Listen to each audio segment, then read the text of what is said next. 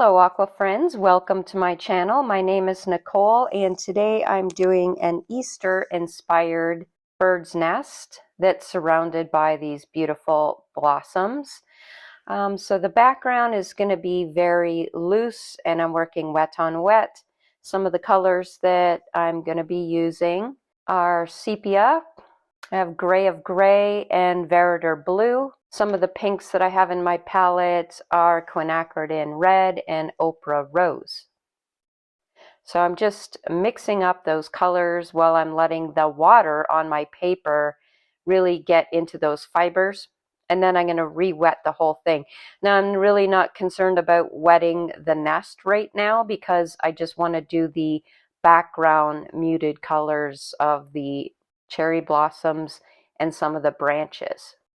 So I'm loosely following this reference photo that I found on either Unsplash or Pixabay.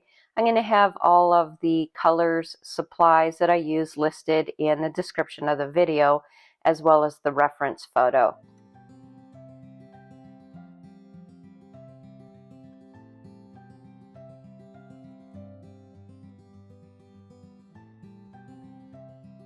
And when I'm painting, notice that I always have a piece of paper towel in my hand.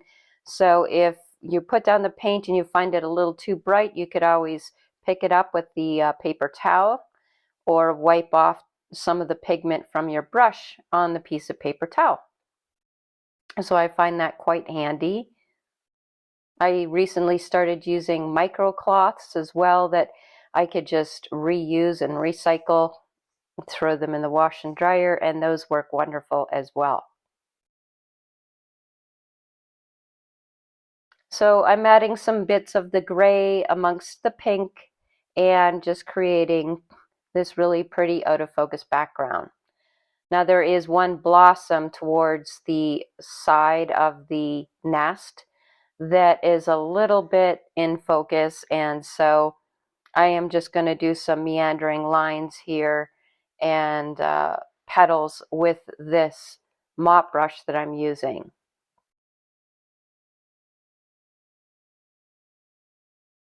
But notice that all my strokes are still very, very loose. The only thing that I'm really going to have in focus are a couple of branches, the nest and the eggs themselves. So you can kind of really have fun with making some of these petals and just being very loose with them.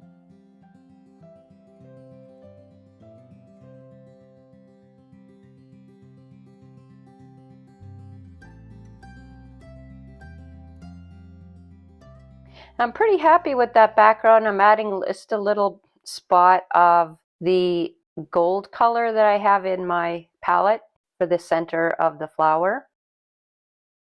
You're going to let that whole thing dry.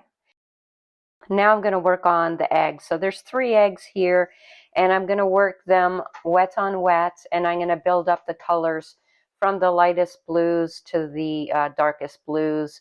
And it's going to have some undertones of some of the pink. I felt like that would be a good color to have. And in the reference photo, there are some undertones of pink. There are also some undertones of a bright green. I didn't want to introduce another bright color in here. I didn't want it to clash. And so I'm just sticking with the pinks and the blues here. I have phthalo blue, and the top of the eggs is where the sun is going to be. So I'm building that part up slowly and just having very faint blue here.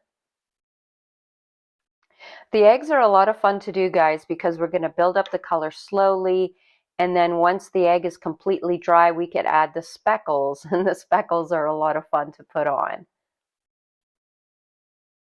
And it really reminds me of Cadbury Easter eggs, those Cadbury crunchy eggs, chocolate eggs that you get at this time of year. I love them, and they're so addictive.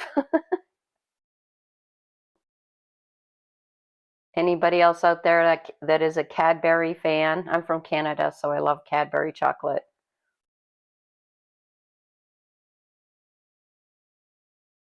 So notice I'm building up those colors on the underside of the egg. So where those shadows are going to be, that part's going to be darker.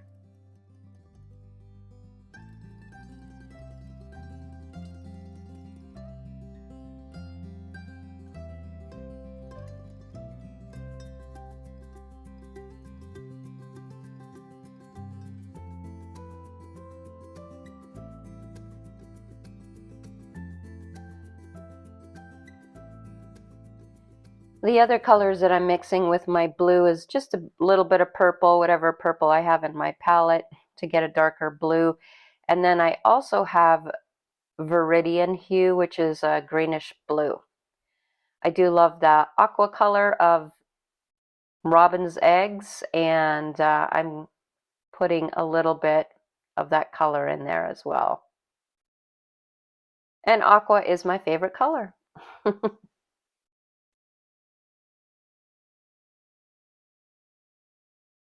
Now for my fluffy brush trick. So when you're all done, it's handy to take a dry fluffy brush and just kind of smooth out those brush strokes. It does give it a very soft look. Increasing the saturation of that blue, adding in the reds so that I get like a darker purple blue color, right where it's going to be the most shadowed on the underside of the egg.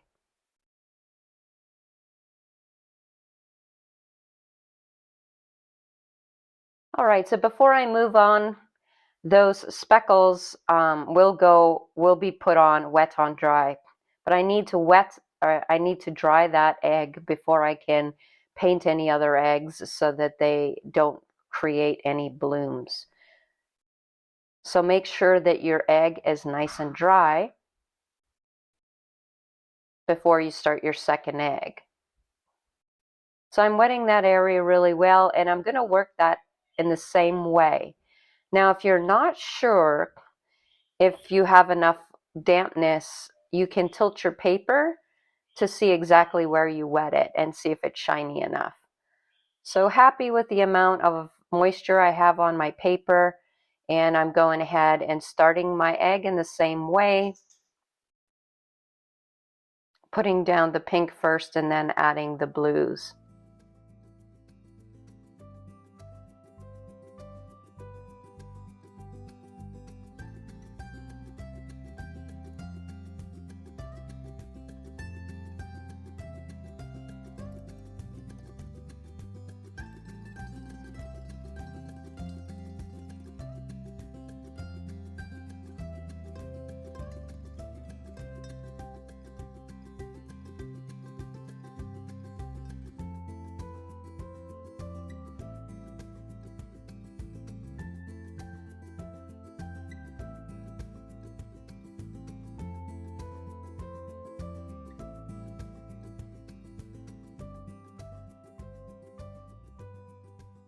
Yeah, I was kind of excited to try the speckles, and so both eggs are dry. I'm just using a mixture of some browns. Whatever browns you have in your palette is fine. Most of the time I have burnt sienna, burnt ochre, Van Dyke brown. All those would do a good job for the speckles. And varying the size of the speckles is helpful as well. It makes it look a little more realistic. I'm not doing perfect circles. Some are longer, some are shorter. And I'm just variegating that look.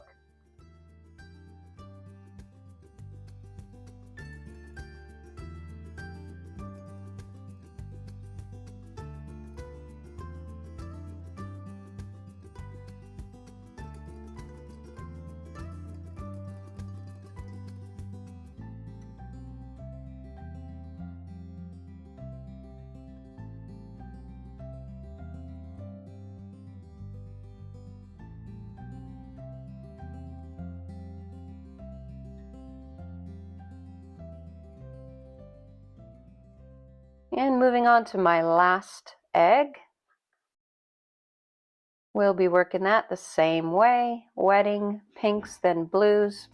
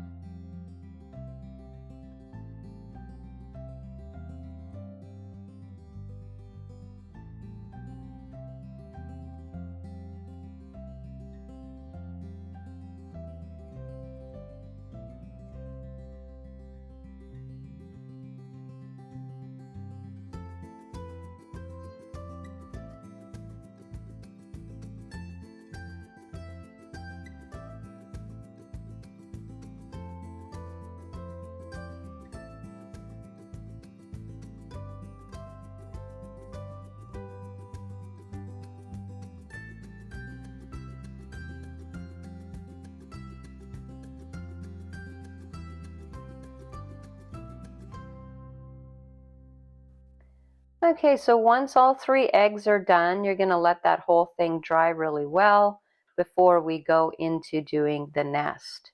So I'm going to wet around the eggs really, really well.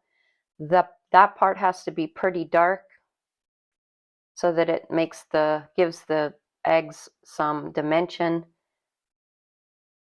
The darker colors right along the edges of the eggs will help it recede into the nest and give it a more three-dimensional look. Sorry, my big head's getting in the way. It's really, really hard to paint sometimes without looking directly at what you're trying to paint and not get in the way of the camera.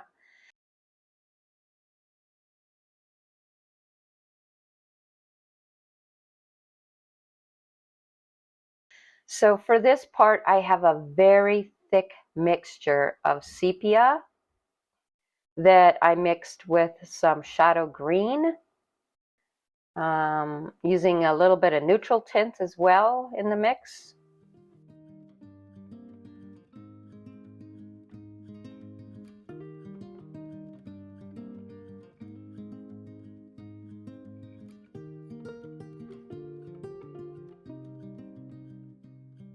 Now for the nest itself, I kind of want to keep with these maroon colors and grays and maroons.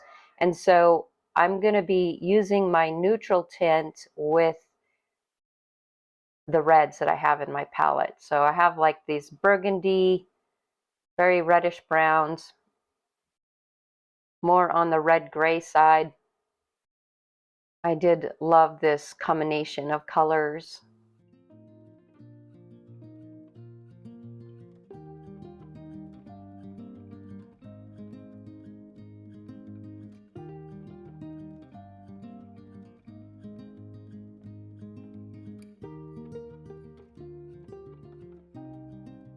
So as it's drying, I'm kind of watching and seeing, okay, where do I need to add a little more darkness?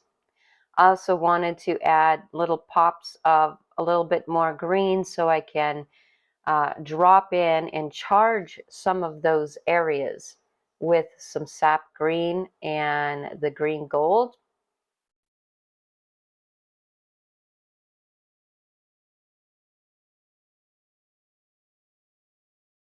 To give it some really nice texture, I am adding some salt so that all of the underbed that's under the eggs is going to look almost like mossy.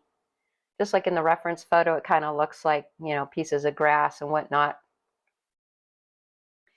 But I'm just going to keep on working. I don't need to let that dry before I do more strokes. So I put the salt on and I continue to add in the nest branches and weeds and whatnot.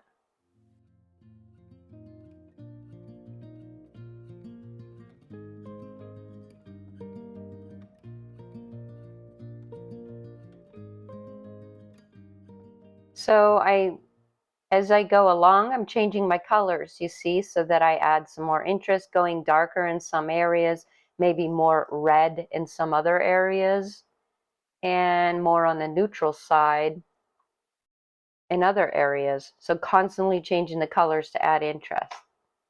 Now I'm also switching my brush, and so I'm going in with the sepia and the reds and adding longer, tinier branches that are sticking out of the nest. And you could really have fun with this. You could actually get carried away because that part was a lot of fun. I'm like, oh, I'm just going to be really loose and like bam, bam, bam, you know, put all these branches and all this snarly stuff coming out of the nest, you know, all wild and wonderful. But, you know, do as much or as little as you want. And I'm about to stop there. I'm thinking that's looking pretty good. And at that point, I will be letting that whole thing dry. And you could start to see the salt taking effect too, guys. You notice that? You can see the salt. You can see the salt starting. So once it's all dry, I brush off the salt, and I love that effect. It looks fantastic. The finishing touches are just putting in the branches. And the branches in the reference photo are actually a very a pale, cool colored branches. So cool blues, cool browns. And I'm doing that with my burnt sienna and my blues. So those are contrasting on the color wheel, and they cancel each other out, and they make wonderful grays. So you got to check that out and play around with your contrasting colors. It's a lot of fun.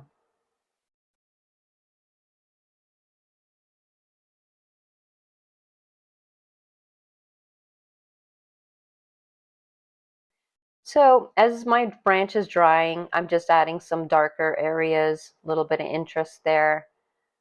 Another branch on the underside.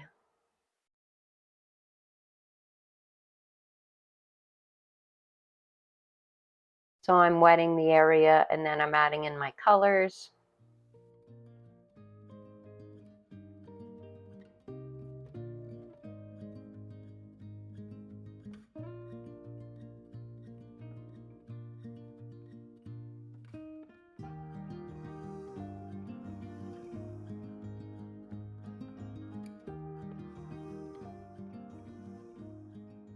There's one more branch in the background that I'm putting in using my same blues and browns. So I signed my painting, and then you notice I have a scrap piece of paper here that I was practicing on my ideas, and I thought, what about lifting in the nest? Lifting some spots here with a very thin flat brush, and notice that it does work. It makes it look pretty interesting. So I'm taking that same flat brush, and I'm just lifting out some of those branches, and it looks pretty good. Happy painting. I'll see you next time.